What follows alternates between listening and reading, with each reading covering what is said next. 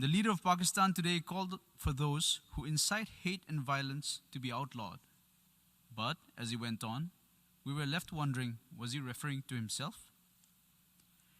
This hall heard the incessant rant of someone who had nothing to show for himself, who had no achievements to speak of, and no reasonable suggestion to offer to the world. Instead, we saw lies, misinformation, warmongering, and malice spread through this assembly.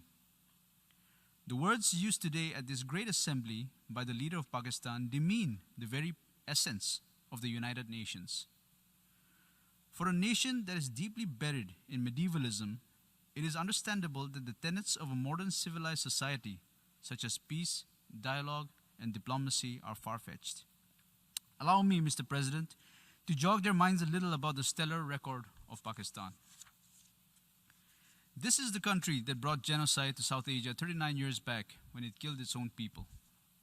This is also the country that is shameless enough not to offer a sincere apology for the horrors it perpetrated even after so many years.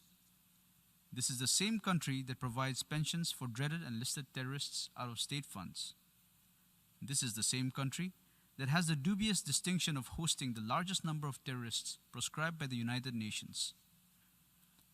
The leader whom we heard today is the same person who referred to the terrorist Osama Bin Laden as a martyr in his parliament in July.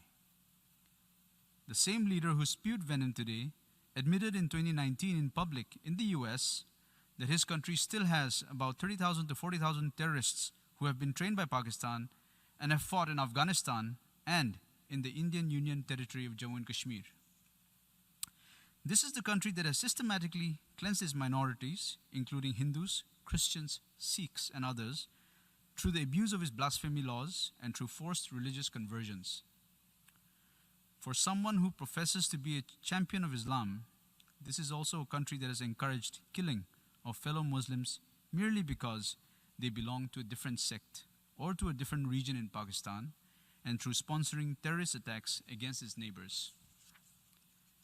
The only crowning glory that this country has to show to the world for the last 70 years is terrorism, ethnic cleansing, majoritarian fundamentalism, and clandestine nuclear trade. Mr. President, let me assert here loud and clear. The Union Territory of Jammu and Kashmir is an integral and inalienable part of India. The rules and legislations brought in the Union Territory of Jammu and Kashmir are strictly internal affairs of India. The only dispute left in Kashmir relates to that part of Kashmir that is still under illegal occupation of Pakistan. We call upon Pakistan to vacate all those areas that it is in illegal occupation of. What should rather be on the agenda of the United Nations is Pakistan's deep state and its unrelenting political and financial support to terrorist organizations and mercenaries which are a threat to global peace and security. The only way for Pakistan to become a normal country is to abjure its moral, financial, and material support to terrorism, turn its attention to the problems faced by its own population, including its minorities, and stop misusing UN platforms to further its nefarious agenda.